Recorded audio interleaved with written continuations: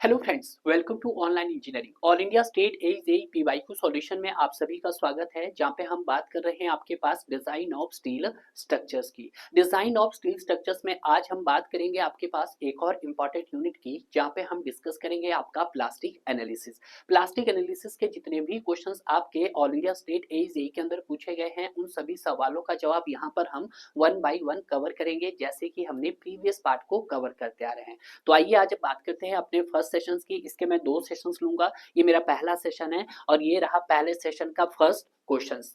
Questions क्या बोल रहा है? क्वेश्चंस को ध्यान से पढ़िएगा। क्वेश्चंस बोल रहा है कि एज पर IS 800 2007 cross section in which extreme fibre in compression can reach yield stress. क्या कर रहा है कि जो आपका कंप्रेशन फाइबर है वो रीच कर रहा है अपनी कहां तक सर? यील्ड स्ट्रेस तक, but can not develop the plastic movement of resistance. But वहां पे क्या डेवलप नहीं हो रहा है? आपका plastic movement of resistance develop नहीं हो रहा है due to local bucklings are non edge. तो उसको हम क्या बोलेंगे? तो देखिएगा, सबसे पहले अगर मैं इसके की पॉइंट्स आपको बताना चाहूँ, पहला की पॉइंट्स क्या रहा इसका सर? कि उसमें क्या किया कि एक्सट्रीम फाइबर क्या कर रही है? रीच कर रही है। क्या बोला गया है सर आपके पास?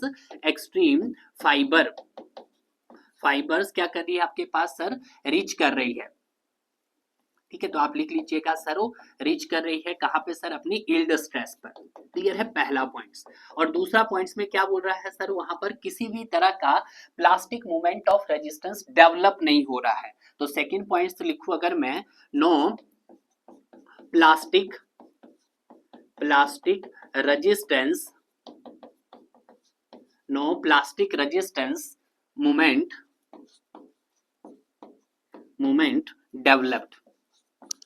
ठीक है, नहीं डेवलप्ड कर रहा है। और अगर हम बात कर रहे हैं, अब जब डेवलप नहीं कर रहा है तो वहां पे क्या आ रहा है? आपके लोकल बकलिंग्स आ रहा है।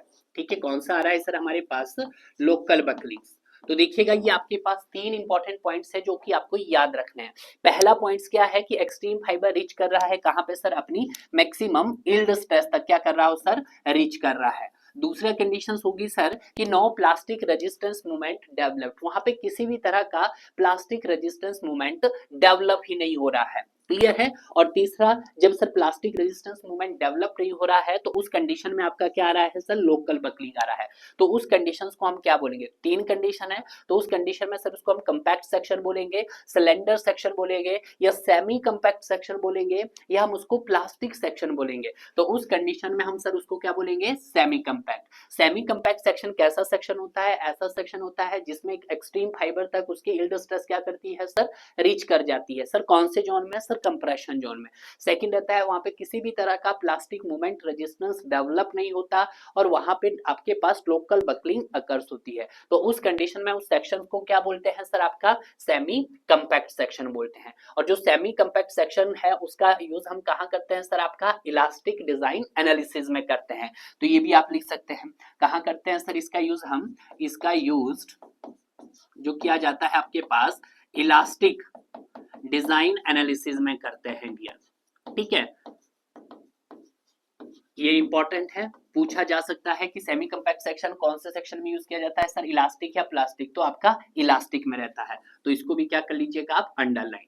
उसके बाद आता है आपके पास कंपैक्ट सेक्शन। और अगर मैं कंपैक्ट सेक्शन की बात करता हूं तो कंपैक्ट सेक्शन का यूज कहां करते हैं सर? हम कंपैक्ट सेक्शन का यूज किया जाता है आपका प्लास्टिक एनालिसिस में। कहां किया जाता है सर? आपके पास प्लास्टिक एनालिसिस में किया जाता है। ठीक है, यानी कि जिस चैप्टर की आप स्टडी कर रहे हैं उसमें हम कौन सा करेंगे सर? आपका कंपैक्ट सेक्शन का यूज किया जाएगा। अब सर कंपैक्ट सेक्शंस में क्या होगा? तो देखिएगा, वो आपके पास एक्सट्रीम फाइबर रीच तक यील्ड स्ट्रेस कर पाएगी या नहीं कर पाएगी। तो देखिएगा, जैसे जैसे क्वेश्चंस आएंगे वैसे वैसे हम यहाँ पर उसकी डिटेल्स कवर करते जाएंगे। अभी हमने सेमी कंपैक्ट के फंक्शंस को जाना और उसके यूज को जाना, बट यहाँ पे हमने कंपैक्ट सेक्शन को भी देख लिया।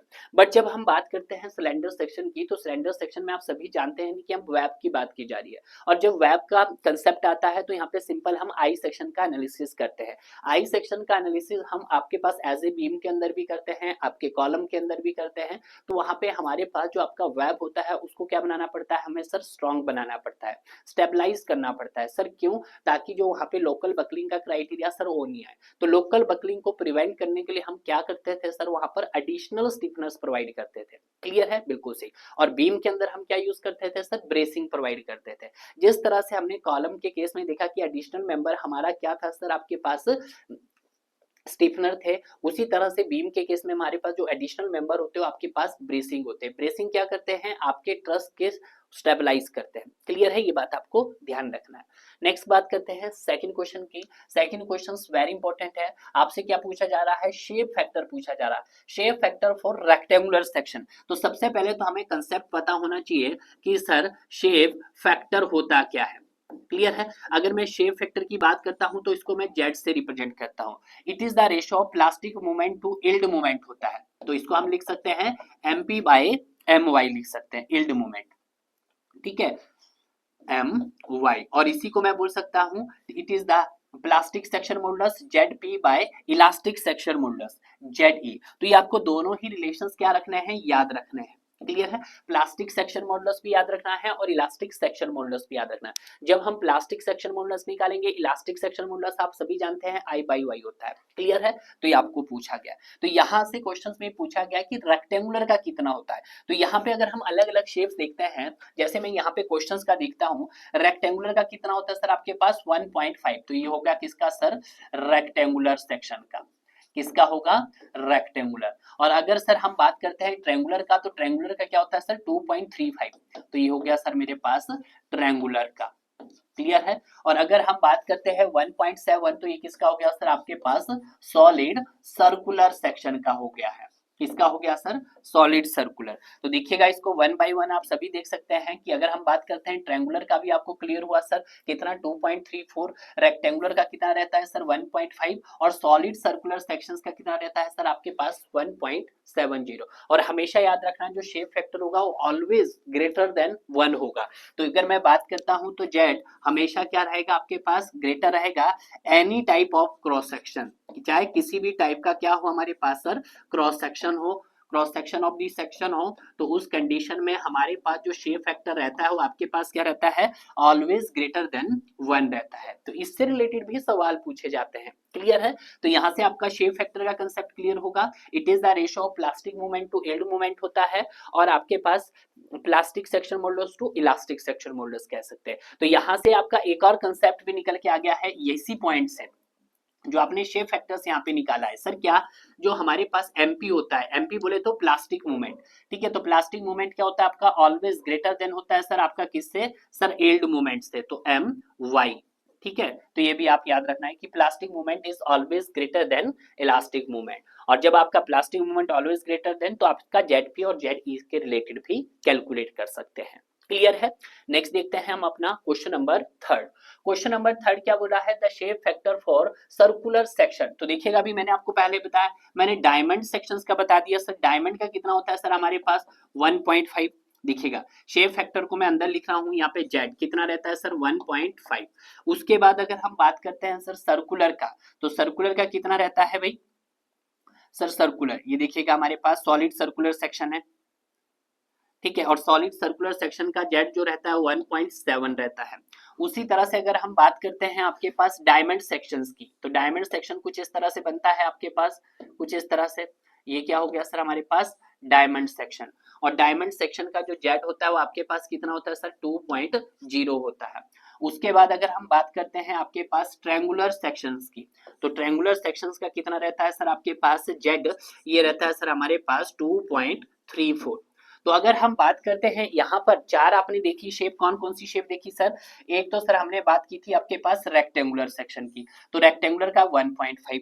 दूसरा जो सर हमने डिस्कस किया, तीसरा आपके पास सर्कुलर सॉलिड सर्कुलर 1.7। तीसरा देखा सर हमने डायमंड, और डायमंड के बाद देखा सर ट्रायंगुलर। तो यहाँ पे जो सवाल था वो आपके पास क्या था सर, 1.7 नहीं, किसका पूछा जा रहा है सर आपका सर्कुलर का, तो 1.7 ही तो होगा। तो बी हमारे पास क्या हो गया सर यहाँ पर राइट आंसर हो गया है।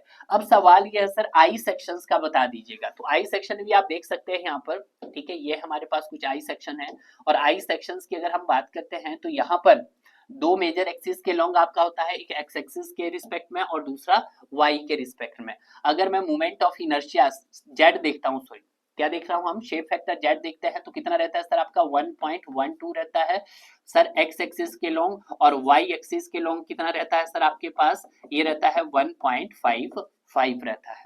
क्लियर है। तो देखिएगा यहाँ से आपसे दो सवाल पूछे जा सकते हैं कि सबसे ज्यादा शेप फैक्टर किसका होता है सर, आपके पास ट्रायंगुलर, तो ये हमारे पास मैक्सिमम हो गया है। और सबसे कम किसका होता है सर, आपके पास आई सेक्शन का होता है एक्स एक्सिस का, तो सबसे मिनिमम। तो दो सवाल यहाँ पर अक्सर एग्जाम में पूछे जा सकते हैं कि सबसे ज्यादा क्रॉस सेक्शन किसका होता है सर, आपके पास सर होता है सर आपके पास ट्रायंगुलर का, और सबसे कम किसका होता है सर हमारे पास आई सेक्शन का। क्लियर है। सेम क्वेश्चंस आप देख सकते हैं नेक्स्ट स्लाइड पे, जब आएगा तो मैं आपको कवर करवाऊंगा।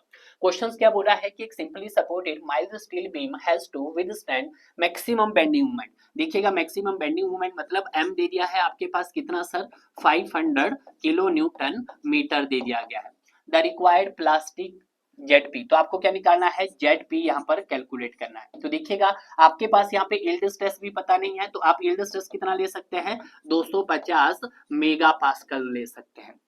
अब देखिएगा यहाँ पे आपके पास क्या दिया है, आपके पास बेंडिंग मोमेंट दिया गया है, तो आपको क्या बनाना है, इसको मैक्सिमम प्लास्टिक बेंडिंग मोमेंट बनाना है। तो प्लास्टिक बेंडिंग मोमेंट के लिए आपको पार्शियली सेफ्टी फैक्टर पता होना चाहिए गामा एम नॉट, और गामा एम नॉट की वैल्यू क्या आएगी 1.10। तो यहाँ पे अगर मैं दो पैरामीटर्स की बात करूं, इन दो पैरामीटर्स को देखिएगा एम और गामा एम नॉट, तो यहाँ से क्या फाइंड आउट कर सकता हूं मैं, आपका एमपी फाइंड आउट कर सकता हूं। तो जो मेरे पास एमपी हो जाएगा यहाँ पर, वो क्या रह जाएगा सर आपके पास M into gamma M naught हो जाएगा। ठीक है, एम मेरे पास कितना है स्टूडेंट, एम मेरे पास है यहाँ पर 500 इंटू गामा एम नॉट 1.10। तो इसको जब सॉल्व करेंगे तो ये आ जाएगा 550 के आसपास, 550 किलो न्यूटन मीटर्स। क्लियर है, इतना आ जाएगा। इसको मुझे में किस में करना है सर, न्यूटन एमएम में। तो न्यूटन एमएम में करने के लिए क्या करना पड़ेगा सर, 550 इंटू 10⁻⁶ न्यूटन एमएम हो गया है। क्लियर है, बिल्कुल सही। तो यहां से मुझे क्या मिल गया है सर, एमपी मिल गया है। तो इसको क्या कर लीजिएगा आप, अंडर लाइन कर लीजिएगा, प्लास्टिक मूवमेंट निकल गया है। क्लियर है। तो अब जब आपका रिलेशन है किस किस का सर, प्लास्टिक मूवमेंट और जेड पी का जब हम रिलेशन निकालते हैं, तो आप देखिएगा रिलेशन बिटवीन किस किस के बीच में सर, एमपी एंड जेडपी के बीच में, इसके बीच में आपको क्या बता रहे हैं, अब हम रिलेशंस बता रहे हैं। देखिएगा सवाल बहुत बारी पूछा जा सकता है, यहाँ पे भी आपको 2 या 3 बार देखने को मिलेगा। तो इस कंडीशन में जो मेरा एमपी होगा वो क्या हो जाएगा sir, Z P into F Y होगा। तो देखिएगा आपने एमपी कैलकुलेट कर दिया है, एफ वाई आपके पास 250 है, तो यहाँ से मैं जेड पी निकाल सकता हूँ, बिल्कुल एमपी ओवर क्या हो जाएगा सर मेरे पास एफ वाई। तो एमपी की वैल्यू कितनी है सर मेरे पास यहाँ पर, ये है sir 550 into 10⁻⁶ Newton MM. Clear है। और अगर हम बात करते हैं सर एफ वाई की, तो एफ वाई कितना है सर आपके पास 250 मेगा पास्कल। तो पिट कीजिएगा यहाँ पर 250 को मैं लिख सकता हूँ 250 न्यूटन पर एमएम स्क्वायर। क्लियर है।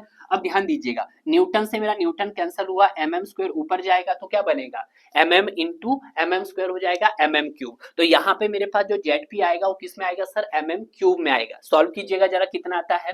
तो सॉल्व जब हम यहाँ पे करेंगे तो ये हो जाएगा सर 550 डिवाइडेड बाय कितना सर 250।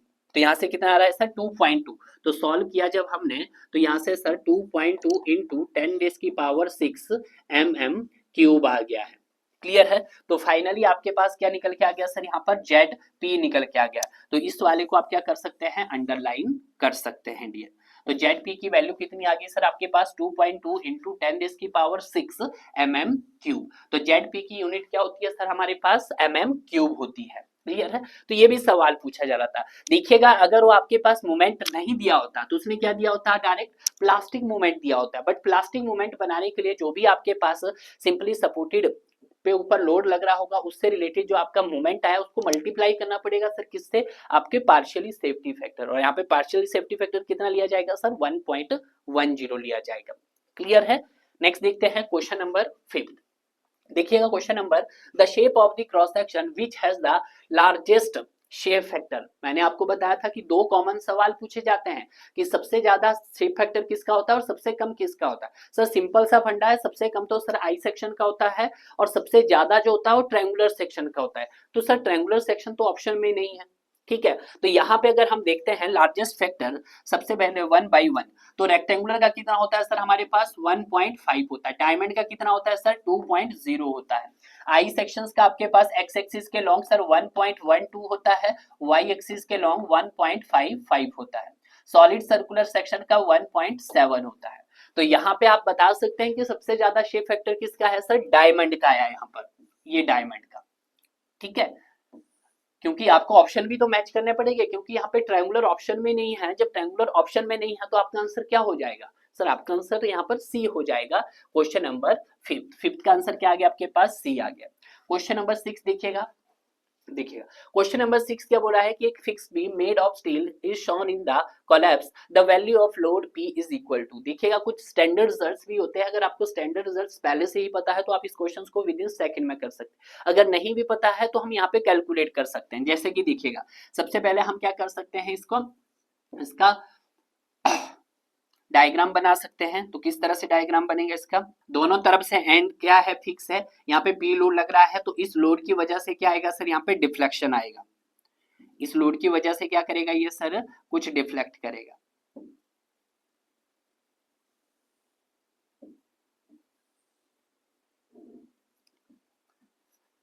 ठीक है, बिल्कुल सही। अब देखिएगा यहाँ पर अगर हम बात करते हैं इस एंड पे, मतलब आपके लेफ्ट साइड में कितना मूवमेंट लग रहा है सर, यहाँ पे रोटेशंस भी होगा थीटा, और मूवमेंट लग रहा है सर यहाँ पे एमपी। बट जब हम जहाँ पे लोड लग रहा है, इस लोड की वजह से यहाँ पे डिफ्लेक्शन आएगा L/2 इंटू थीटा का, ठीक है। बट जब यहाँ पे भी आपका थीटा रहेगा और यहाँ पे भी आपका थीटा रहेगा, बट यहाँ पे जो आपका मूवमेंट रहेगा वो आपका कितना रहेगा सर, एमपी रहेगा। ये भी एंड फिक्स है, तो यहाँ पे भी आपका थीटा रहेगा। मूवमेंट कितना लगा है सर, यहाँ पर 2 MP लगा है। क्लियर है, तो हमारा क्लियर हो गया है। तो हमें क्या निकालना है, लोड निकालना है। तो हम क्या लगाएंगे, by the principle of virtual work done. तो by the use of principle of virtual work done क्या होता है हमारे पास, external work done is equal to क्या होता है, इंटरनल वर्क डन होता है। एक्सटर्नल वर्क डन क्या होता है हमारे पास, लोड इंटू डिफ्लेक्शन। लोड को मैं P लिख रहा हूँ, डिफ्लेक्शन को मैं डेल्टा लिख रहा हूँ। क्लियर है, इज इक्वल टू क्या होता है, मूवमेंट इंटू रोटेशन। मूवमेंट को मैं M लिख रहा हूँ, रोटेशन को मैं थीटा लिख रहा हूँ। क्लियर है, ये कंसेप्ट आप माइंड में बिठा लीजिएगा कि by the use of virtual work principle से आपने क्या निकाला, external work done is equal to internal work done. अब देखिएगा यहाँ पे लोड कितना लगा है सर, P लोड लगा है, तो आप यहाँ पे P लिखिएगा। अगर मैं डिफ्लेक्शंस की बात करता हूँ, वहां पे कितना डिफ्लेक्ट कर रहा है, P लोड बिल्कुल सेंटर पे कर रहा है। अगर मैं इसका होल लेंथ की बात करता हूँ, तो यहाँ तक पूरी लेंथ कितनी है सर, इसका L स्पेन है, ठीक है बिल्कुल। पर लोड कहाँ लग रहा है सर, इसके हाफ पे लग रहा है, तो यहाँ पे क्या हो जाएगा सर, L/2 थीटा हो जाएगा। यस सर, तो यहाँ से हमारे पास क्या हो जाएगा sir, P into L/2 theta हो जाएगा। अब देखिएगा मोमेंट इंटू रोटेशन, तो मोमेंट यहाँ पे कितना लग रहा है, MP का लग रहा है, और रोटेशन कितना हो रहा है, MP इंटू थीटा। क्लियर है, प्लस सेकंड में देखते हैं सर MP, तो आपके पास ये MP रोटेशन हो रहा है आपके पास थीटा प्लस थीटा, तो आपके पास क्या हो जाएगा सर, 2 थीटा हो जाएगा। क्लियर है, फिर से अगेन करेंगे हम, प्लस रोटेशन कितना है सर आपका, थीटा है, मोमेंट कितना है 2 MP, तो आपके पास 2 MP इंटू थीटा किया आपने। क्लियर है, सॉल्व कीजिएगा, तो यहाँ से आ जाएगा सर PL थीटा बाई 2 आ जाएगा, और जब इसको सॉल्व करेंगे MP थीटा और ये 2 MP थीटा, 3 MP थीटा और ये 2, कितने हो गए सर हमारे पास, 5 MP थीटा होगा। एक तरह से थीटा मेरा कैंसिल हो गया है, तो यहाँ से मुझे क्या निकालना है सर, मुझे P निकालना है। तो P क्या हो जाएगा सर मेरे पास, 10 MP/L हो जाएगा। क्लियर है, तो ये सिंपल सा सवाल था, हमने इसको बहुत इजी बना दिया है।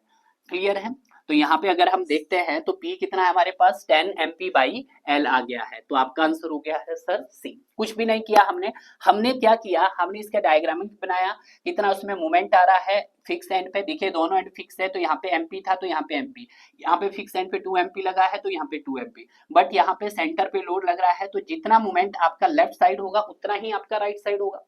क्लियर है, तो वहां से आपने कैलकुलेट कर दिया है external work done is equal to internal work done. External work done क्या होता है, लोड इंटू डिफ्लेक्शन होता है, जबकि इंटरनल वर्क डन क्या होता है सर, हमारे पास मूवमेंट इंटू रोटेशन होता है। तो फाइनली हमने क्या कर दिया है, इस क्वेश्चन को सॉल्व कर दिया है डियर। क्लियर है, तो आप देख सकते हैं ये वेरी इंपॉर्टेंट है, ये पॉइंट्स एग्जाम पॉइंट्स पे हिसाब से भी और आपके एग्जामिनर पॉइंट से। नेक्स्ट देखते हैं question number 7। Question number 7 same question, similar question आ गया है। एक simply supported steel beam has a withstand maximum bending moment. देखिएगा हमारे पास मैक्सिमम बेंडिंग मोमेंट कितना दे दिया है सर, यहाँ पर ये दे दिया है 1000 किलो न्यूटन। तो इसके लिए मुझे क्या चाहिए था सर, इसके लिए चाहिए मुझे सर गामा m नॉट। तो गामा m नॉट कितना होता है सर, 1.10। तो इन दो वैल्यू से मैं क्या निकाल सकता हूँ सर, MP निकाल सकता हूँ। तो MP क्या होता है मेरे पास sir, m into gamma m naught. Solve कीजिएगा सर, यहाँ पर 1000 इंटू 1.10, सॉल्व करेंगे तो 1100 के आसपास आएगा। जरा एक बार चेक कर लेते हैं किस से। तो सर 1000 इंटू 1.10 कितना आ गया सर आपके पास 1100, तो 1100 किलो न्यूटन मीटर आ गया हमारे पास। तो जो एमपी है मेरे पास इसको मैं लिख सकता हूँ 1100, देखिएगा किलो न्यूटन में आ रहा है, ठीक है, इसको मैं बना सकता हूँ, आप तो कर सकते हैं। तो ये हो जाएगा मेरे पास 1100 इंटू 10⁶ न्यूटन हो गया है। क्लियर है। अब देखिएगा मेरे पास यील्ड स्ट्रेस नहीं पता है तो मैं एफ वाई कितना लूंगा सर, यहाँ पर 250 न्यूटन पर स्क्वायर। क्लियर है। तो देखिएगा मेरे पास एमपी भी आ गया और एफ वाई भी आ गया। तो मेरे पास रिलेशन क्या बनता है, रिलेशन बनता है सर एमपी जो होता है वो हमारे पास Z into Z P into F Y होता है, हो जाएगा सर मेरे पास एमपी ओवर एफ वाई हो जाएगा। एमपी कितना है सर हमारे पास, ये है सर 1100 इंटू 10⁶ न्यूटन क्लियर है। डिवाइडेड बाय, अब डिवाइड किससे करेंगे सर, हम डिवाइड बाय करेंगे आप अपना एफ आई। तो एफ आई कितना है सर 250 इंटू सॉरी न्यूटन पर स्क्वायर। क्लियर है, यस सर। न्यूटन से न्यूटन उड़ा दिया आपने, स्क्वायर है यहाँ पर, स्क्वायर ऊपर जाएगा तो क्यूब रहेगा। तो यहाँ पे जब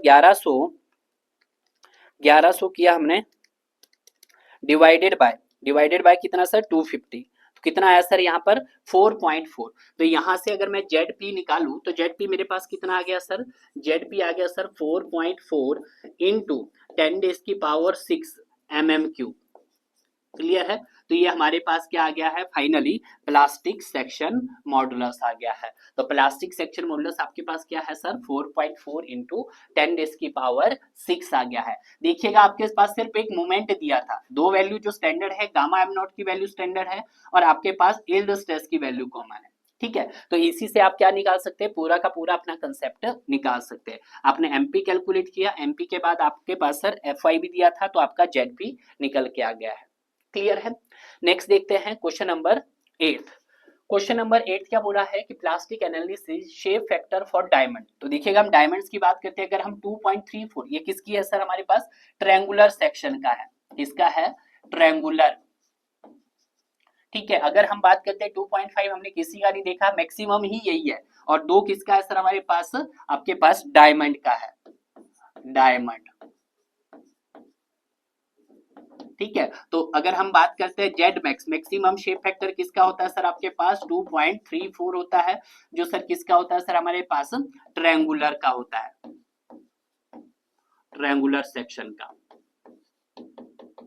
और अगर हम बात करते हैं जेड मिनिमम की, तो जेड मिनिमम किसका होता है सर 1.12 होता है आपके पास आई सेक्शन का, आई सेक्शन का बोले तो एक्स एक्सिस के अलोंग। क्लियर है। तो ये दोनों ही आपको क्या रखने हैं, याद रखने, क्योंकि इसी पे मोस्टली सवाल पूछा जाता है। और प्लास्टिक एनालिसिस का जो सबसे फेवरेट क्वेश्चन है वो आपका शेप फैक्टर ही है। क्लियर है। नेक्स्ट देखते हैं question number 9।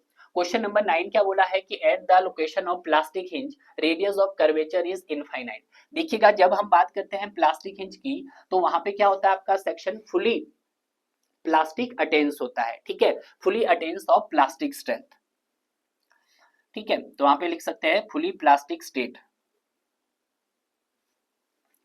For fully plastic state, for fully plastic state, for fully plastic state curvature, curvature is क्या होता है हमारे पास सर, कर्वेचर इज इनफाइनाइट होता है। क्या होता है, इनफाइनाइट। पहला पॉइंट्स आपको ये याद रखना है। और अगर हम बात करते हैं by using the bending equations, किसकी बात करेंगे sir, by using the bending equations,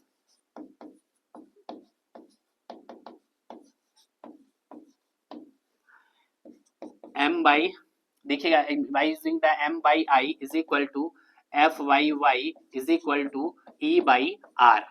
clear है। और जब आपका क्या है फुली प्लास्टिक स्टेट है तो फुली प्लास्टिक स्टेट में मेरा y की वैल्यू क्या हो जाती है सर, 0 हो जाती है, ठीक है। फॉर फुली प्लास्टिक स्टेट में y की वैल्यू क्या रहेगी सर, यहीं पे लिख देता हूं मैं, y की वैल्यू इज इक्वल टू 0। मुझे क्या निकालना है, मुझे आपका प्लास्टिक हिंज निकालना है। तो यहाँ पे मैं क्या निकाल सकता हूँ, कर्वेचर्स फाइंड आउट कर सकता हूँ, यस सर। तो जब मैं यहाँ से कर्वेचर फाइंड आउट करूंगा यानी कि 1/r इज इक्वल टू क्या बन जाएगा मेरे पास sir, 1/r is equal to F by y into E बन जाएगा, जहां पे y की वैल्यू क्या है सर, 0 है। तो इसको जब सॉल्व करेंगे f y की वैल्यू 0 इंटू ई, क्लियर है। तो ये क्या आ जाएगा मेरे पास सर, इन्फिनिटी आ जाएगा, क्लियर है। तो आप इसको सॉल्व भी कर सकते हैं, पर आपको सिर्फ इतना ध्यान रखना कि अगर आपका सेक्शन क्या हो, फुली प्लास्टिक स्टेट में होगा, तभी आपका क्या होगा सर, वहां पे location of plastic hinge possible है, क्योंकि उस कंडीशन में क्या होगा, आपका सेक्शन मैक्सिमम स्ट्रेंथ तक आ जाएगा।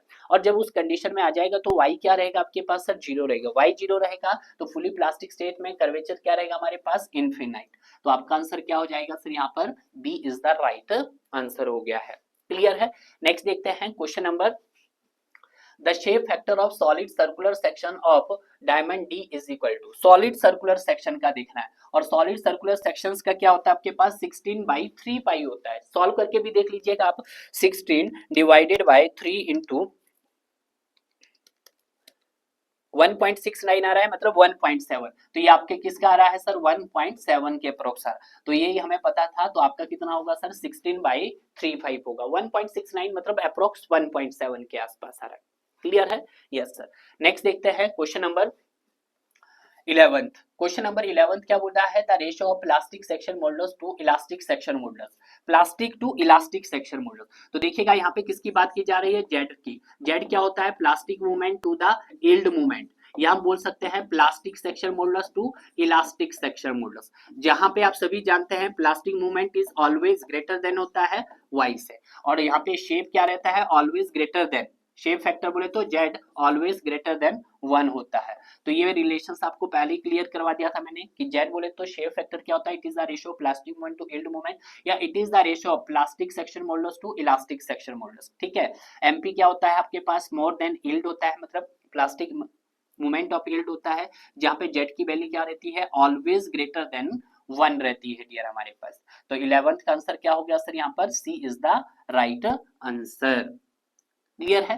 नेक्स्ट देखिएगा, match the section classes and their respectively design moment capacity. आपको क्या निकालना है, डिजाइन मोमेंट कैपेसिटी निकालना है, एमडी फाइंड आउट करना है, ठीक है। तो एमडी फाइंड आउट करना है, तो जहां पर आपको क्या दिया है, पार्शियली सेफ्टी फैक्टर दिया है, यानी कि गामा एम नॉट भी होगा सर आपको उस कंडीशंस में, और साथ में क्या होगा, is given below with general symbols, which of them is not correctly match, कि कौन सा आपका करेक्टली मैच नहीं कर रहा है, ठीक है। Plastic M D Z P into F Y, M D Z P into F Y, semi compact M D Z E into F Y, elastic का आएगा बिल्कुल सही है, और सिलेंडर का Z E into F Y into M. Sir आपका D match नहीं कर रहा है, कौन सा मैच नहीं कर रहा है सर, डी मैच नहीं कर रहा है, which of this not correct.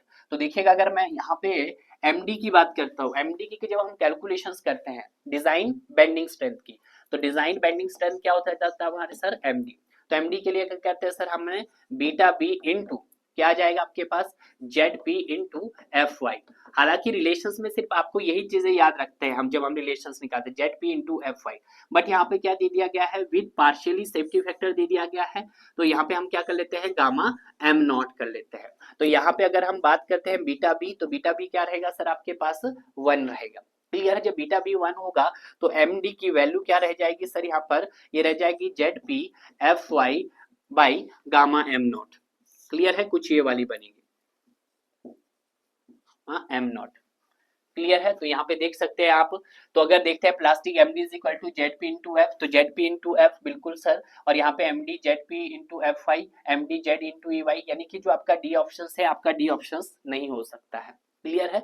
तो यहाँ पे जो एक्यूरेट आंसर है मेरा वो आ गया आपके पास डी। जेड पी की वैल्यू 1 किसके लिए आएगी सर आपके पास, कंपैक्ट और सेमी कंपैक्ट सेक्शंस के लिए आएगी, तो ये भी आप याद रखना, क्योंकि ZP1 किसके लिए आएगा सर आपका, प्लास्टिक एंड कंपैक्शन सेक्शन लिख सकते हैं आप, प्लास्टिक एंड कंपैक्ट सेक्शन, ठीक है। तो बीटा की वैल्यू हमने क्या रख दी है इसके लिए सर, 1 रख दी गई है। तो यहाँ पे ये रिलेशंस भी आपको याद रखना है, और यहाँ पर ये वाला भी याद रखना है। तो डी आपका मैच नहीं कर रहा है। नेक्स्ट देखते हैं अपना नेक्स्ट क्वेश्चन, कि एक fix beam of span L is subjected to UDL. देखिएगा फिक्स बीम की बात की जा रही है यहाँ पर, तो हम क्या बना लेते हैं, फिक्स्ड बीम बना लेते हैं, ठीक है, कुछ इस तरह से, दोनों तरफ से फिक्स्ड है, बिल्कुल सही सर। इधर भी फिक्स्ड है और इधर भी आपके पास फिक्स्ड है। Throughout the span the plastic moment capacity of the section M P the total collapse load using the plast. तो देखिएगा यहाँ पे अगर हम बात करते हैं, सपोज करो इसके ऊपर क्या लगा है सर, आपका यूडीएल लग रहा है, तो यूडीएल यहाँ पे थ्रू आउट द सेक्शन है।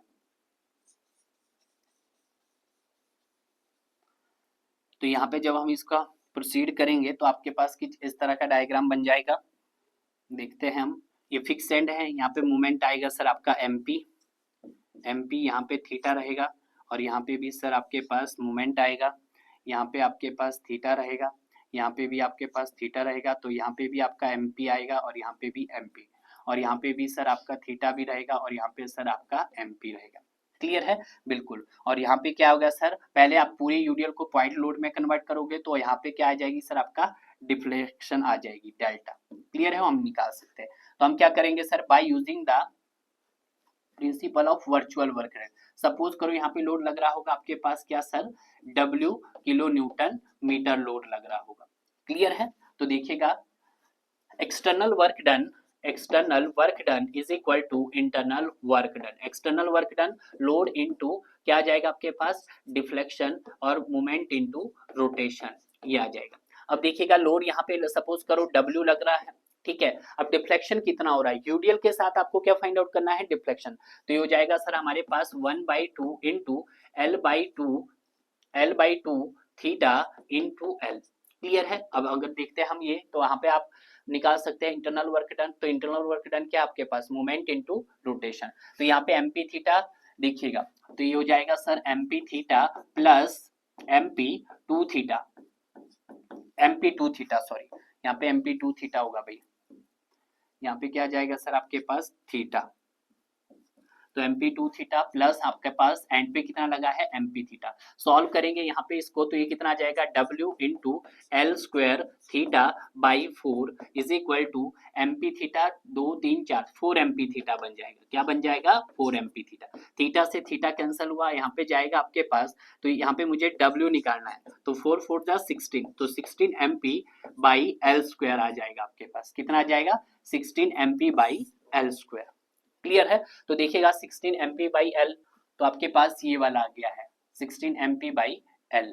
क्लियर है? ये W आया। अगर मुझे क्या करना है, W, अब आप सभी जानते हैं कि जो हमारे पास ये स्मॉल W होता है, तो स्मॉल W को अगर मुझे कैपिटल W बनाना है, ठीक है, तो ये हो जाएगा W इंटू L बन जाएगा। तो इसको जब सॉल्व करूंगा मैं, तो ये बनेगा आपके पास, W की जगह मैंने क्या पुट किया सर आपके पास, W इंटू L, तो W into L is equal to 16 MP by L square. तो L से L कैंसिल हो गया, तो यहाँ से मेरे पास W आ जाएगा, स्मॉल W, तो ये कितना आ जाएगा मेरे पास सर, 16 MP बाई L आ जाएगा। तो ये थोड़ा सा आपको ध्यान रखना है।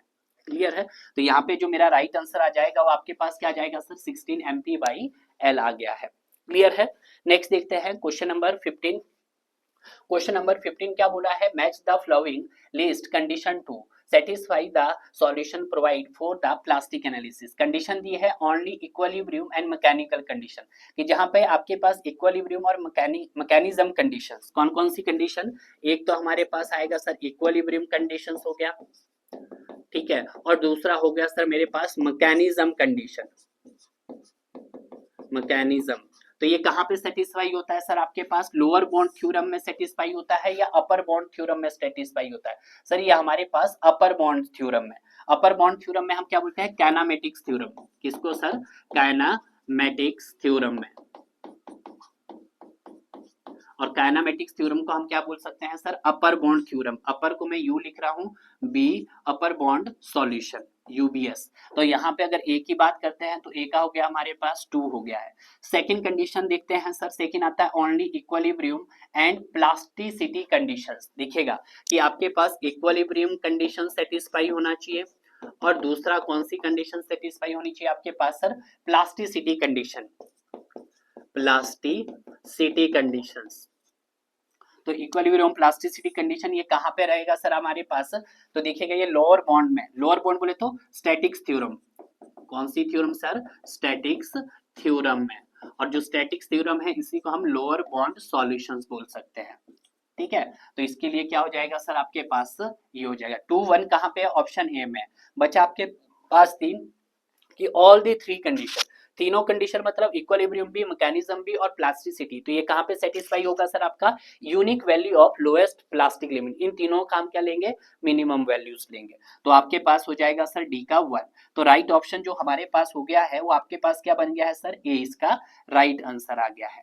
क्लियर है? तो ये याद रखना है कि इक्विलिब्रियम कंडीशन और मैकेनिज्म कंडीशन कहाँ पे सेटिस्फाई की जाएगी सर? आपके पास कैनामेटिक्स थ्योरम में की जाएगी डियर। क्लियर है?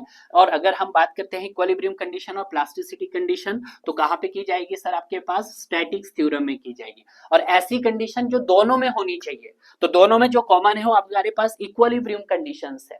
क्लियर है? उससे रिलेटेड भी सवाल बनता है। नेक्स्ट देखते हैं question number 16। The shape factor of triangular section with base and height aches. तो मैंने आपको बताया था ट्रायंगुलर सेक्शंस का कितना होता है? 2.34 होता है। और 1.5 किसका होता है सर? आपके पास रेक्टेंगुलर सेक्शन का होता है। किसका होता है सर? रेक्टेंगुलर सेक्शन का होता है।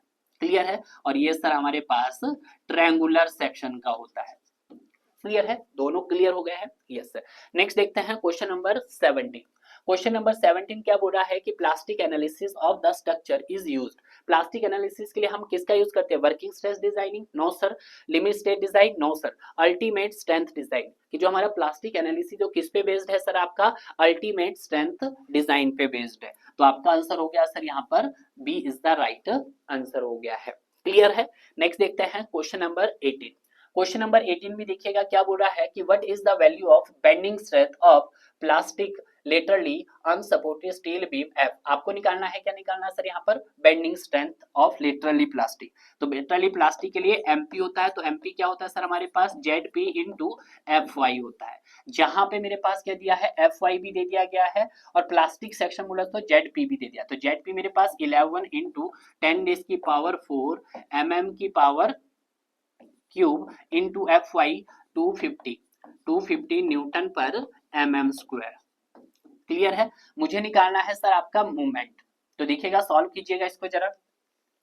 तो 11 इंटू 10 की पावर 4 किया हमने, मल्टीप्लाई बाय 250। तो यहाँ से कितना आ गया सर आपके पास? यहाँ से आ गया सर 227.5। तो इसको सॉल्व करेंगे तो सर 27.5 इंटू 1 2 3 4 5 10 की पावर 5 6 कर देंगे क्योंकि पॉइंट कर दिया है। किस में आ गया सर? न्यूटन mm में। इसको किस में करना है? किलो न्यूटन में। तो डिवाइड बाय 10 की पावर 6 करेंगे तो यहाँ से कितना आ जाएगा? 27.5 किलो न्यूटन मीटर आ जाएगा। तो यहाँ से मेरे पास क्या निकल के आ गया सर? एमपी निकल के आ गया। डायरेक्ट सवाल था, सिंपल रिलेशन बेस्ड था। क्लियर है? तो आपका राइट आंसर क्या हो जाएगा सर? 27.5 किलो न्यूटन मीटर हो जाएगा। यानी कि B is the right answer हो गया है। क्लियर है? नेक्स्ट देखते हैं question number 19। The plastic movement capacity is always. तो मैंने अभी आपको बताया था कि अगर मैं बात करता हूं शेप फैक्टर की, तो शेप फैक्टर क्या होता है? It is the ratio of plastic movement by yield movement, sorry M Y. या आप बोल सकते हैं plastic section modulus by elastic section modulus, Z E बोलेंगे। क्लियर है? और यहाँ पर जेड की वैल्यू ऑलवेज हमेशा क्या रहती है? एक से बड़ी रहती है। जहां पे मेरे पास एमपी क्या रहता है? Always greater than M Y रहता है। तो यहाँ पे बोला है plastic moment capacity M D क्या होगी? Less than yield moment, equal to yield moment, greater than the yield moment. तो ग्रेटर देन होगी हमारे पास, क्या होगी sir? Greater than the yield moment. तो आपके पास सी आंसर हो गया है। नेक्स्ट देखते हैं क्वेश्चन नंबर 20। क्वेश्चन नंबर 20 क्या बोल रहा है? Which of the flowing has the minimum value of shape factor. देखिएगा, मिनिमम वैल्यू बताना है तो सबसे पहले हमारे पास आता है ट्यूब सेक्शन। तो ट्यूब सेक्शन का कितना होता है सर? आपके पास 1.27 होता है। रेक्टेंगुलर सेक्शन का कितना होता है सर? 1.5 होता है। सर्कुलर सेक्शन का कितना होता है? 1.7 होता है। अगर आई सेक्शंस का देखते हैं तो आई सेक्शंस का मेरे पास 1.12 रहता है। किसके सर? एक्स एक्सिस के लॉन्ग, और वाई एक्सिस के लॉन्ग सर 1.55 रहता है। ठीक है, ये देखिएगा। तो देखिएगा यहाँ पे अगर हम बात करते हैं तो सबसे ज्यादा किसका होता है सर? आपका ट्रायंगुलर सेक्शन का होता है। बट यहाँ पे देखते हैं तो मुझे सबसे कम किसका दिख रहा है सर? आई सेक्शन का। तो मेरा आंसर क्या हो जाएगा सर? आपका आई सेक्शन का सबसे कम है। क्लियर है? Yes sir. नेक्स्ट देखते हैं क्वेश्चन नंबर 21। क्वेश्चन नंबर 21 क्या बोला है? The shape factor of solid rectangular section. Solid rectangular sections का निकालना है जिसकी यहाँ पर क्या दे दी गई है आपके पास? विड्थ और डेप्थ दे दी गई है। क्या दे दिया गया है सर, विड्थ और डेप्थ। देखिएगा जब विड्थ भी दे दी गई है और डेप्थ भी दे दी गई है तो आप इस क्वेश्चन को इजिली कर सकते हैं। विड्थ मतलब यहाँ पे कितनी दे दी है, 100 mm दे दी गई है। और अगर मैं बात करता हूँ डेप्थ की, इस क्वेश्चन का मैं एक रीजन बताऊंगा आपको, ठीक है। ये क्या दे दिया गया सर मेरे पास, डेप्थ 150 mm। देखिएगा या तो इस क्वेश्चन को पूरा सॉल्व कीजिएगा, अगर सॉल्व नहीं कर सकते तो आप सभी जानते हैं कि जो हमारे पास रेक्टेंगुलर सेक्शन का शेप फैक्टर कितना होता है, 1.5 होता है। तो चेक कीजिए कहीं ऑप्शन में 1.5 है, जी हाँ सर 1.5 है, तो आपका आंसर क्या हो गया सर, यहाँ पर सी हो गया है। हालांकि मैंने तब किया जब मैंने इसको सॉल्व नहीं किया, मैं सॉल्व करके दिखाऊंगा कि सर ऐसा क्यों। अब देखिएगा आप इतना बड़ा क्वेश्चन को सॉल्व करने लगोगे तो कम से कम 2 से 3 मिनट लग जाएंगे, ठीक है। जब आपने पहले से ही प्रैक्टिस की है तो हो सकता है कि शेप फैक्टर आपका सिमिलर हो स्टैंडर्ड रिजल्ट से।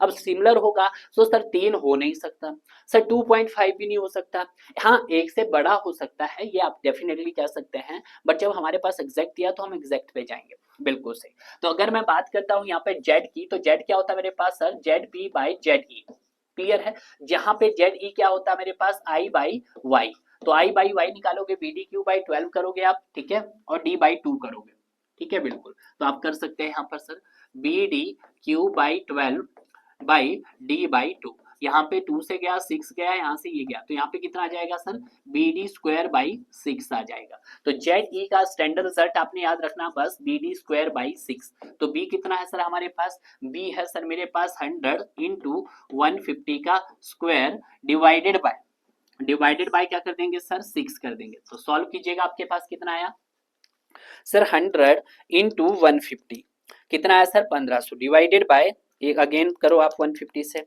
कर दिया, डिवाइडेड बाय 6 किया, तो यहाँ से कितना आया 375। कितना आ गया सर हमारे पास, 375 123 mm क्यूब, क्लियर है, ये आ गया हमारे पास, बिल्कुल से। तो यहाँ से मेरे पास जेड ई निकल के आ गया डियर, ठीक है।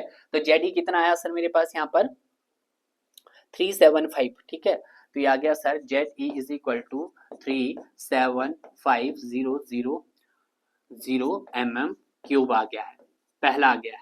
अब जब आपके पास ये आ गया है तो अब आप क्या निकाल सकते हैं, जेड पी भी निकाल सकते हैं, बिल्कुल से। तो जेड पी के लिए क्या रिजल्ट है हमारे पास, यहाँ पे तो स्टैंडर्ड रिजल्ट आपने याद रखना sir, B D square by 6 है।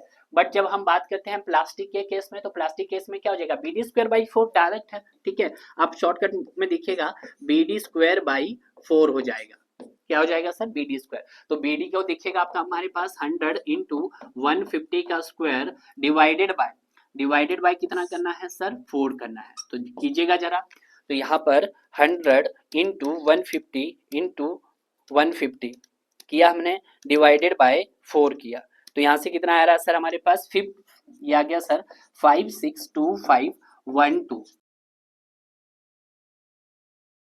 क्लियर है। तो यहाँ से मेरे पास अगर मैं जेड पी लिखूं तो जेड पी मेरे पास कितना आ गया सर, 562500 mm क्यूब आप लीजिएगा, ठीक है। तो आपके पास यहाँ पे दोनों निकलेगा, प्लास्टिक सेक्शन मॉडुलस भी निकाल दिया आपने और इलास्टिक सेक्शन मॉडुलस भी यहाँ पे निकाल दिया। तो जेड हम निकाल सकते हैं, बिल्कुल सही। तो जेड क्या हो जाएगा, प्लास्टिक सेक्शन मॉडुलस। तो प्लास्टिक सेक्शन मॉडुलस कितना है सर मेरे पास, यहाँ पर प्लास्टिक है मेरे पास 5622512, ठीक है, डिवाइडेड बाय कितना करना है सर हमने, 375,123, ठीक है। तो जो भी आया आपके पास उसको डिवाइड कीजिएगा किससे सर, आप 375,123, कितना आ गया सर 1.5, देखिएगा एग्जैक्ट आ गया यहाँ पर। तो देखिएगा यहाँ पे तो आपका टाइम लगा, बट मैंने आपको पहले भी बताया कि अगर आपका इस तरह के क्वेश्चन की प्रैक्टिस है तो आप क्वेश्चंस को डायरेक्ट क्या कर सकते हैं, सॉल्व कर सकते हैं। तो आपको पता था सर सॉलिड रेक्टेंगुलर सेक्शंस की बात की जा रही है, 1.5 आया, हमने 1.5 पे आंसर लगा दिया था, क्लियर है। नेक्स्ट देखते हैं क्वेश्चन नंबर 22। क्वेश्चन नंबर 22 क्या बोल रहा है, the shape factor of triangle section and diamond. Triangle का क्या होता है सर हमारे पास, ट्रायंगल का 2.34 होता है। तो देखिएगा 2.34 पहले ऑप्शन में है, देखिएगा तो पहले ऑप्शन में मिल गया हमें, तो इसका राइट आंसर क्या हो गया सर, ए हो गया है। आप सभी जानते हैं ट्रायंगुलर का सर 2.34 होता है और डायमंड का आपके पास 2 होता है, क्लियर है, यस सर। नेक्स्ट देखते हैं क्वेश्चन नंबर 23। क्वेश्चन नंबर 23 क्या बोल रहा है, the moment capacity of section at a plastic is equal to. देखिएगा जब आपका क्या होगा, एट ए लोकेशन पे प्लास्टिक हिंज इंड्यूस होता है, तो उस कंडीशन में हमारे पास फुली सेक्शन कैसा होता है, आपके पास एज ए प्लास्टिक होता है। क्लियर है? तो यहाँ पे देख सकते हैं फुली प्लास्टिक मूवमेंट रहेगा, यानी कि सी इसका राइट आंसर हो गया है। नेक्स्ट देखते हैं क्वेश्चन नंबर 24। क्वेश्चन नंबर 24 क्या बोला है, according to IS 800 using the plastic method of analysis unless adequate ductility and plastic rotation capacity, the established for the design loading condition yield stress of grade of steel should not be। देखिएगा अगर हम grade की बात करते हैं तो किससे ज्यादा ग्रेड नहीं होना चाहिए सर, आपका 450 मेगा पास्कल से ज्यादा नहीं होना चाहिए।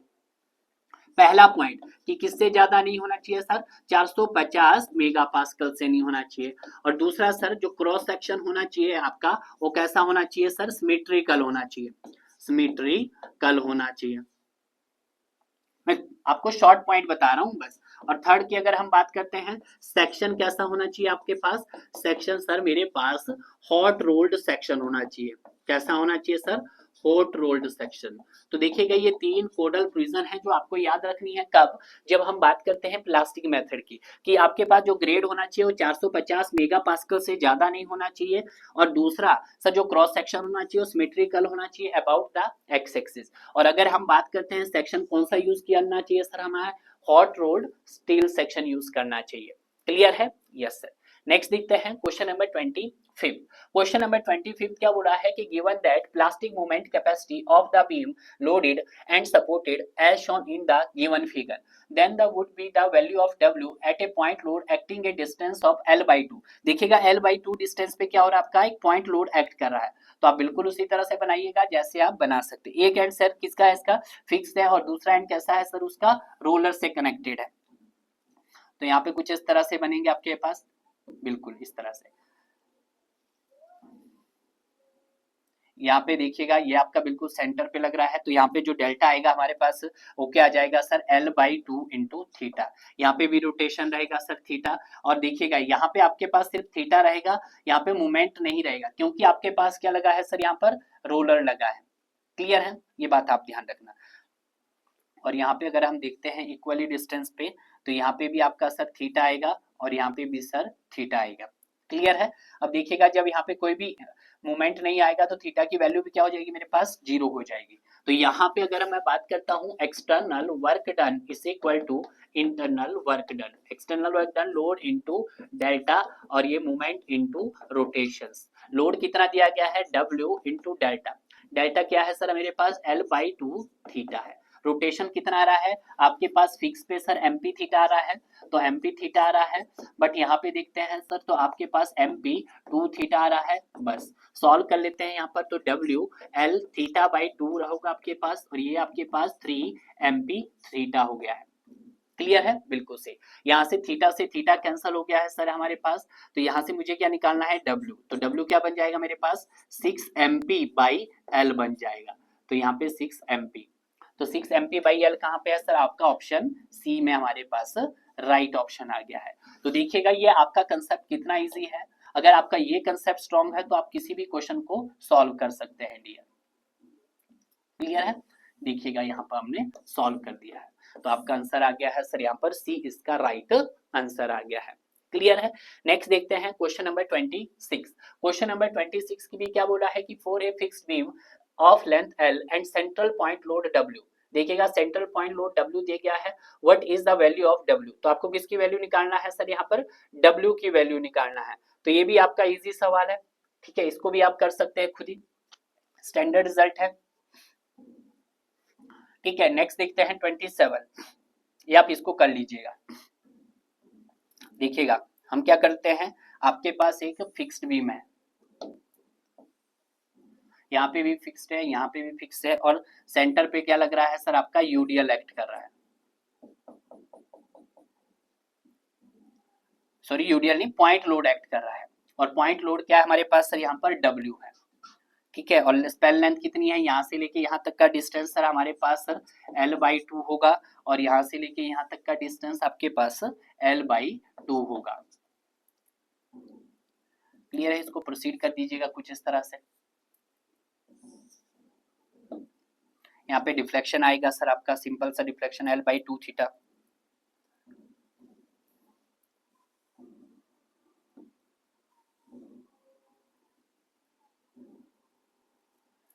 क्लियर है। यहाँ पे देखिए, तो यहाँ पे भी आपके पास सर थीटा आएगा, यहाँ पे भी सर थीटा आएगा, ठीक है। मोमेंट आएगा सर एमपी आएगा यहाँ पे भी सर थीटा भी आएगा, फिक्स एंड है आपके पास, मोमेंट आएगा, यहाँ पे थीटा है, फिक्स एंड है सर, यहाँ पे मोमेंट आएगा आपके पास एमपी, यहाँ पे रोटेशन है डब्ल्यू, तो ये हो जाएगा सर हमारे पास W into L by two theta, या L by two theta, sorry L by two theta.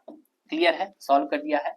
Solve करेंगे हम यहाँ पर कि external work done is equal to किसके हो जाएगा, internal work done. External work done load into delta, internal work done moment into theta. External को मैंने यहाँ पे W लिया है, ये डेल्टा हो जाएगा, m इनटू थीटा किया, तो W इनटू डेल्टा, रोटेशन कितना आ रहा है सर आपके पास, L बाई टू थीटा आ रहा है। यहाँ पे सर MP थीटा आ रहा है, प्लस यहाँ पर MP theta plus theta, theta plus theta plus MP theta आ रहा है एंड पे, एंड पे MP थीटा, और मिड पे क्या आ रहा है, MP theta plus MP theta 2MP theta. तो इसको जब सॉल्व किया तो WL theta by two is equal to MP theta 2MP theta 3, कितना बन गया 4MP थीटा, 4MP थीटा। तो देखिएगा यहाँ पे जो कैंसल आउट हो रहा है उसको आप कैंसल कीजिएगा, तो उससे थीटा कैंसल।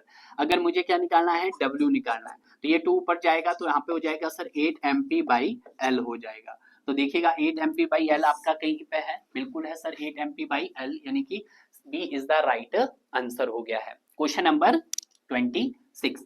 क्वेश्चन नंबर 27 देखते हैं। एक सिंपली सपोर्टेड बीम है, स्पेन 6 मीटर, देखिएगा स्पेन लेंथ दे दिया है L हमारे पास 6 मीटर दे दिया है, मैं 6 मीटर में ही ले रहा हूँ अभी। आपके पास अल्टीमेट यूडीएल लोड दे दिया है, W हमारे पास कितना दिया है 25 किलो न्यूटन मीटर दे दिया है। प्लास्टिक मोमेंट कैपेसिटी MP निकालना है, प्लास्टिक मोमेंट कैपेसिटी। तो देखिएगा अगर मुझे क्या फाइंड आउट करना है, प्लास्टिक मोमेंट कैपेसिटी, तो प्लास्टिक मोमेंट के लिए हमें क्या पता होना चाहिए, कोलैप्स लोड, कोलैप्स लोड। तो कोलैप्स लोड क्या होता है मेरे पास सर, कोलैप्स लोड होता है आपके पास 8MP बाई L होता है। क्या होता है सर, 8MP बाई L। जहां पे अगर मैं MP की बात करता हूं तो MP क्या रहेगा मेरे पास, प्लास्टिक मोमेंट क्या रहेगा यहाँ पर, ये रहेगा सर WL स्क्वायर बाई 8 रहेगा। तो W मेरे पास ऑलरेडी दिया गया है सर, W कितना है सर 25, L कितना है sir 6 multiply by 6 divide by क्या करेंगे सर हम 8 कर देंगे। तो सॉल्व कीजिएगा, आपके पास 25 इंटू 6 किया डिवाइडेड बाई 8, कितना आया सर आपके पास, MP आ गया हमारे पास 112.5 किलो न्यूटन मीटर, इतना आ गया है। तो यानी कि मेरा जो राइट आंसर है आपके पास क्या आ गया सर, 112.5 किलो न्यूटन, यानी कि D is the right answer आ गया है। क्लियर है, यस सर। कोलैप्स लोड का भी पता होना चाहिए, 8MP बाई L हो गया आपके पास इस केस में, और MP निकाला आपने तो WL स्क्वायर बाई 8 हो गया है। क्लियर है, यस सर। नेक्स्ट देखते हैं question number 28। Which of the following conditions to be satisfied in elastic analysis as well as plastic analysis? देखिएगा आपको जब इलास्टिक एनालिसिस करनी है और आपको प्लास्टिक एनालिसिस, प्रीवियस में मैंने आपको लोअर बाउंड थ्योरम और अपर बाउंड थ्योरम के बारे में बताया था, यानी कि स्टैटिक्स एंड काइनेमेटिक्स थ्योरम के बारे में। यहाँ पे आपको इलास्टिक एनालिसिस और आपको कौन सा करना है sir, plastic analysis. Elastic analysis को मैं EA लिख रहा हूँ, क्या लिख रहा हूँ, EA, इलास्टिक एनालिसिस। जब हमें इलास्टिक एनालिसिस करना है तो उसके लिए कौन कौन सी कंडीशन सेटिस्फाई करनी पड़ती है, एक कंडीशन आपके पास यील्ड स्ट्रेस सेटिस्फाई करनी पड़ती है, यील्ड स्ट्रेस, और दूसरी सर आपके पास इक्विलिब्रियम कंडीशन सेटिस्फाई करनी पड़ती है, इक्विलिब्रियम कंडीशन सेटिस्फाई करनी पड़ती है। बट जब हम प्लास्टिक एनालिसिस की बात करते हैं तो प्लास्टिक एनालिसिस में हमें एक मैकेनिज्म कंडीशन सेटिस्फाई करनी पड़ती है, मैकेनिज्म कंडीशन सेटिस्फाई करनी पड़ती है, और दूसरी सर हमें इक्विलिब्रियम कंडीशन सेटिस्फाई करनी पड़ती है। ठीक है, तो देखिएगा अगर हम बात करते हैं इन तीनों में कॉमन क्या है, देखिएगा तो अगर कॉमन की बात करते हैं तो यहाँ पे यील्ड स्ट्रेस को सेटिस्फाई करना पड़ेगा पहले तो। अगर आपका सेक्शन कैसा है इलास्टिक एनालिसिस, तो यील्ड स्ट्रेस को सेटिस्फाई करना पड़ेगा और इक्विलिब्रियम कंडीशन। प्लास्टिक एनालिसिस के लिए मैकेनिज्म कंडीशन और इक्विलिब्रियम कंडीशन, तो चार तो नहीं बोला गया है। बट अगर हम बात करते हैं इन दोनों ही केस में कि इलास्टिक और प्लास्टिक के केस में आपका कॉमन क्या है, इक्विलिब्रियम, तो इक्विलिब्रियम कंडीशन, तो आपका आंसर क्या हो जाएगा सर, यहाँ पर C इसका राइट आंसर हो जाएगा। क्लियर है। नेक्स्ट देखते हैं क्वेश्चन नंबर 29। क्वेश्चन नंबर 29 क्या बोल रहा है कि of the flowing 4 section which section has the maximum plastic modulus, कि कौन से सेक्शन का सबसे ज्यादा प्लास्टिक मॉडुलस है। हमसे क्या बोला गया है, मैक्सिमम प्लास्टिक मॉडुलस बोला गया है। तो इसके लिए दो कंडीशन है। प्लास्टिक मॉडुलस, प्लास्टिक मॉडुलस के लिए क्या है कि जिसकी हाइट क्या होगी, हाइट या डेप्थ, जिसकी डेप्थ क्या होगी, ज्यादा हो, डेप्थ इज मोर, या फिर ये मत कीजिएगा कि जिसका सर वेट क्या होगा, हाई होगा, जिसका वेट हाई होगा तो ऑब्वियस सी बात है उसका क्रॉस सेक्शन भी क्या होगा, हाई होगा। ठीक है, अब जब सर वेट हाई है, क्रॉस सेक्शन हाई है, तो उस कंडीशन में मेरा मैक्सिमम प्लास्टिक मॉडुलस भी क्या होगा, हाई होगा। Maximum plastic modulus